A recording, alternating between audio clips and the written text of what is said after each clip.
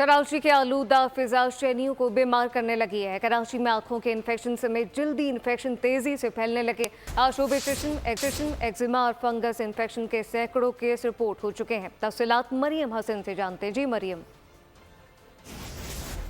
शहर गाँव की सिम तब्दील होने के सबब कराची में फ़िज़ाई आलूदगी में दिन ब दिन इजाफा देखने में आ रहा है।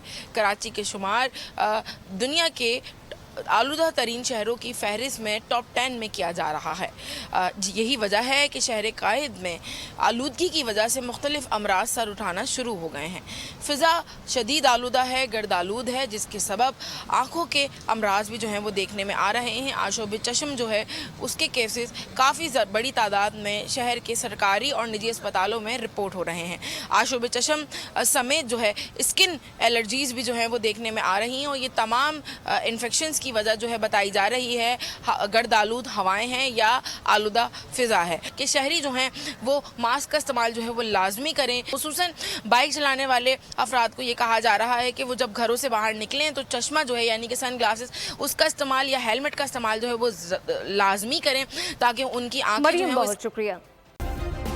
सब्सक्राइब करें और बेल दबाएं ताकि कोई खबर रह न जाए।